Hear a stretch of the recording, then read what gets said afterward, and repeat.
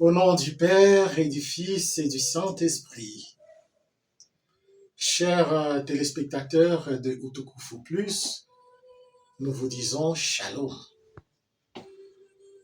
Nous célébrons aujourd'hui le 20e dimanche, mais pour les églises de la République démocratique du Congo, nous célébrons la solennité de l'Assomption de la Vierge Marie. Pourquoi? Parce que en République démocratique du Congo, on n'a pas de congés liés aux fêtes ecclésiales. Voilà pourquoi la conférence épiscopale a jugé mieux que les grandes solennités, si elles tombaient en semaine, qu'elles soient célébrées le dimanche. Voilà pourquoi, alors que tout le monde a célébré l'Assomption le 15, nous, à RDC, c'est ce dimanche 16 août que nous célébrons cette solennité. Et c'est une grande joie pour moi parce que c'est à l'Assomption de la Vierge Marie que j'ai été ordonné prêtre et je fête mes 14 ans de sacerdoce. Alors, avec vous, nous allons entrer dans ce grand mystère qui est l'Assomption de la Vierge Marie. Déjà, lorsqu'on parle de l'Assomption de la Vierge Marie, on parle de l'élévation dans son corps et dans son âme. C'est que la Vierge Marie a été élevée par Dieu au ciel, où elle va reposer jusqu'à la fin de ses temps et vivre les merveilles de Dieu en tant que celle qui a cru.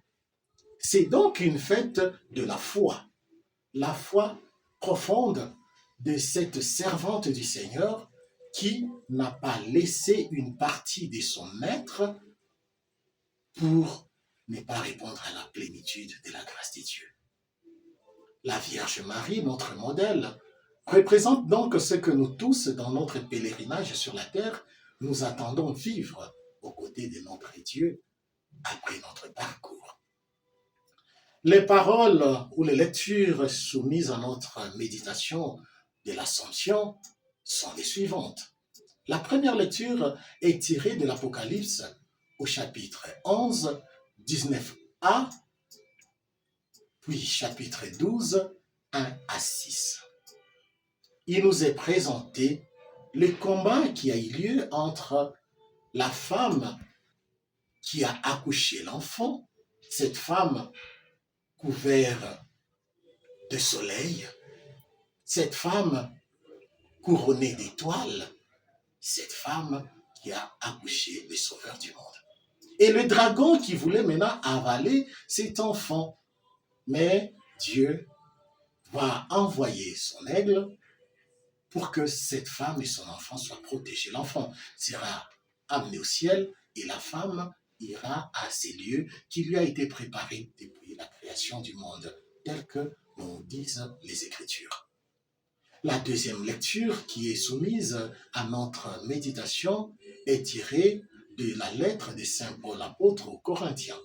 1 Corinthiens 15, 20 à 26. Et là, Saint Paul nous présente Jésus-Christ comme celui qui vient nous sauver, celui qui vient nous donner de vaincre la mort. Parce qu'il dit, la mort est entrée par un seul homme, qui est Adam, et la vie nous est donnée par Jésus-Christ, vrai homme et vrai Dieu. À travers Jésus-Christ, nous sommes donc vainqueurs de la mort. Il n'y a plus de mort pour les enfants de Dieu. Et l'évangile qui nous est proposé pour cette méditation est tiré de l'évangile selon saint Luc au chapitre 1, 39e au 56e verset. Et là, il s'agit d'abord de l'annonciation de l'ange Gabriel à la Vierge Marie, du parcours de la Vierge Marie à la visitation, qui va aller visiter sa cousine Élisabeth, et puis, en troisième lieu, le Magnificat. Magnificat qui est en même temps une invitation, parce que c'est la Vierge Marie qui nous dit « Chantez avec moi le Seigneur, célébrez avec moi le Seigneur ». Voilà. Nous allons donc revenir un peu pour entrer en profondeur de ces lectures qui nous a été préparées. Pour la première lecture, nous comprenons donc que le monde n'est pas une eau tranquille. Les enfants de Dieu ne vont pas se dire un jour qu'ils vont dormir à l'aise, qu'ils vont arrêter de prier, qu'ils vont oublier les combats spirituels. Non. Bien que ait réussi la grâce d'enfanter les sauveurs du monde, cette dame de la première lecture a continué à lutter contre le dragon. Alors qu'elle était couverte de toutes les grâces de Dieu, le combat était là. Donc, dans le combat du monde, dans la lutte que nous avons à engager, nous avons à affronter, c'est Dieu qui est notre seul recours. Le chrétien ne doit pas oublier cela. Le dragon est aujourd'hui représenté par tout ce que nous avons autour de nous et même là où nous vivons. Avec la communication, les nouvelles technologies, nous sommes dans nos maisons même confrontés à des combats insurmontables. Sans la grâce de Dieu, on serait tous morts. Parce que quand on te présente déjà, à travers ton téléphone, tu as la facilité de le voir, comment est-ce qu'on fait l'éloge de l'avortement, l'éloge de la mort de petits-enfants, l'éloge de tout ce qui fait atteinte à la vie humaine. C'est le dragon qui veut avaler cet enfant pour que la vie de Dieu ne puisse pas se développer. Mais Dieu ne dort pas. Dieu est toujours au secours de ses enfants et il vient nous protéger. Et nous savons, comme la dame de la première lecture, nous avons notre place au ciel auprès de notre Dieu. Mais nous n'allons pas fuir le monde. Nous sommes là. Nous devons combattre le bon combat, comme dit Saint Paul. Dans l'évangile, je saute un peu la deuxième lecture, dans l'évangile, nous avons cette dame qui a accepté de combattre la Vierge Marie. La Vierge Marie, comme nous dit la tradition de l'Église, elle-même a accepté d'être la mère du Sauveur. Dans sa foi, elle s'est abandonnée tout entière parce qu'elle savait que seul Dieu est digne de confiance. Et celui qui se remet entre les mains de Dieu ne peut qu'être vainqueur. Voilà, dès son enfance, la Vierge Marie a choisi d'être pour Dieu. Et donc, tout le reste de sa vie n'appartient qu'à Dieu. Et dans cette mesure-là, elle va vaincre. Elle va vaincre quoi? Les tentations. Comment une fille de son âge, comme disent l'histoire encore, c'est à 16 ans qu'elle va recevoir l'ange Gabriel qui va venir lui dire c'est cette merveilleuse nouvelle, l'évangile de la joie. Mais à ce moment-là, ce n'était pas la joie, c'était le combat. Fallait-il accepter? Fallait-il dire oui à l'ange? Qu'elle était prête à entrer dans cette confusion? Parce que des fois, on ne s'imagine pas. Cette fille à qui on dit, tu vas prendre une grossesse. Mais comment la société allait le prendre? Comment elle-même allait vivre ça? Et n'avait jamais fait l'expérience de porter une grossesse. Mais qu'est-ce qu'elle va dire? Qu'est-ce qu'elle va donner comme réponse? Je suis la servante du Seigneur. Pas je suis la servante du Seigneur en ces moments-ci. Non, ma vie a été déjà consacrée au Seigneur. J'appartiens au Seigneur, qu'il m'advienne selon ta parole. Et donc, celui qui s'abandonne entre les mains de Dieu a le cœur libre pour se donner et se donner davantage. Voilà la première leçon que nous donne la Vierge Marie à travers notre donation, notre consécration. Deuxièmement, le Seigneur ne nous choisit pas. Nous ne nous consacrons pas au Seigneur pour nous-mêmes. Non, nous nous consacrons au Seigneur pour les autres. Voilà pourquoi, après cette bonne nouvelle, la Vierge Marie va s'engager en mission, va aller annoncer la bonne nouvelle et aider sa sœur Élisabeth. Je dis bien sa sœur parce que pour nous les Africains, il n'y a pas de cousins, cousines, quoi. Mais c'est sa sœur. Elle fait ce voyage avec cette grande nouvelle d'être la mère du Sauveur, d'être la mère reine, vous imaginez? Mais c'est elle qui fait le pas, le premier pas. Et voilà, quand Élisabeth la voit venir, elle est vraiment aux anges. Mais pourquoi c'est toi qui viens vers moi? Que m'est-il donné que la mère de mon Seigneur vienne jusqu'à moi? Imaginez-vous dans cet état-là, que ce soit vous dans cette situation. Qu'allez-vous dire avec notre manière de dire? Non, ah, comment? Toi aussi tu sais. Non, oui. Non, la Vierge Marie reste humble. Les enfants vont communiquer entre eux et ils vont célébrer le retrouvail des deux dames. Jean-Baptiste dans le sang de sa maman et Jésus dans le sang de la Vierge Marie. Mais tout cela dans la discrétion.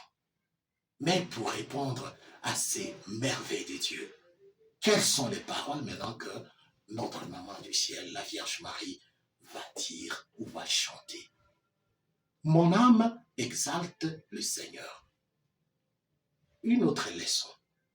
Dans tout ce que nous pouvons vivre de grand, n'oublions jamais de rendre grâce au Seigneur. C'est lui qui fait merveille. C'est lui qui nous donne ce que nous sommes.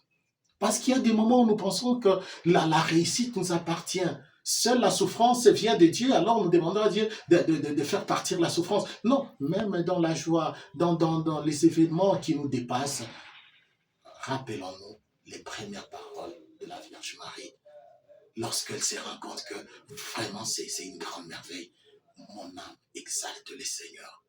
Et aussi, mon esprit exulte en Dieu, mon Sauveur. Voilà, donc ça me dépasse, ça déborde. Et alors on peut comprendre pourquoi on l'appelle les Magnificat. C'est ce qu'elle attend de nous tous. Elle est notre modèle de la chrétienté. Elle est notre modèle de oui. Elle veut que nous puissions célébrer le Seigneur avec elle. Nous allons lire et méditer chacun de son côté, mais tirons quand même quelques leçons de cette journée de l'Ascension. Dieu nous a aimés de toute éternité, malgré nos faiblesses, malgré nos péchés, malgré nos situations. Et il veut nous sauver. Il veut nous sauver à travers son Fils Jésus-Christ. Mais ce Fils Jésus-Christ a accepté de nous rencontrer dans nos moments de faiblesse. Allons-nous, comme la Vierge Marie, lui ouvrir la porte et lui dire « Bienvenue », que nous sommes des serviteurs, nous sommes des enfants, que sans toi nous ne pouvons pas vivre? Oui, c'est ce que voulait alors nous affirmer Saint Paul dans la deuxième lecture. Il dit, oui, la mort est là. Nous ne devons pas rester seulement à la mort. C'est venu, oui, par un seul homme, Adam, qui n'était pas vraiment la perfection. Mais Jésus qui est la perfection, vrai Dieu et vrai homme, il se rabaisse. Il vient nous sauver. Il a juste besoin de ton oui. Il a juste besoin que tu lui dises, mais voici, qu'il m'advienne selon ta parole. Allons-nous imiter la Vierge Marie, notre modèle, et nous laisser tout entier à Dieu? Parce que c'est lui notre sauveur. Ce n'est pas l'argent qui va nous sauver. Hein? Il y a ceux qui ont eu de travail, ceux qui ont eu de pouvoir, mais ce n'est pas cela qui nous sauvera. N'oublions jamais que nous sommes de pèlerins. Et la Vierge Marie nous dit, notre place est auprès de Dieu. La raison de cette fête, l'Ascension.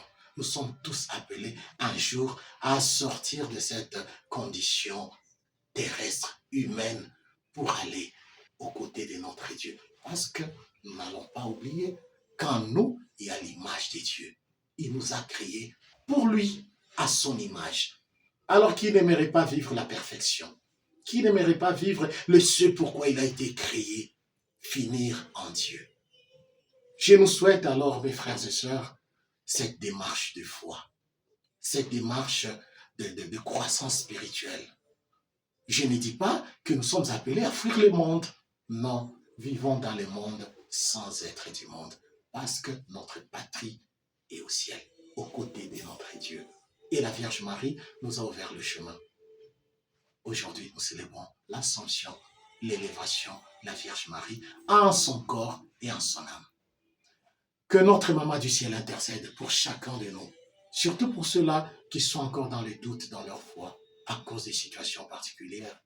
Que le Seigneur les rencontre dans leur situation, qu'il vous bénisse, qu'il vous réconforte, que vous puissiez aussi lutter contre la maladie, contre la crise de l'argent. Il y a des parents qui ont des problèmes de la scolarité aujourd'hui, mais que la Vierge Marie intercède pour nous auprès de son Fils, Jésus-Christ. comme elle a fait aux noces de Cana. Elle est là, notre maman, notre modèle. Et avec elle, dans la grâce de Dieu, avec l'Esprit Saint, je suis sûr que nous irons au ciel, nous aussi. Nous allons nous asseoir un jour aux côtés de notre maman du ciel. Bon dimanche à tous. Soyez heureux, heureux, parce que c'est la très bonne nouvelle que ça aussi, ça passera, ce monde passera, que notre patrie est auprès de Dieu. Je vous aime très bien et bonne fête avec notre maman du ciel. Au nom du Père et du Fils et du Saint-Esprit.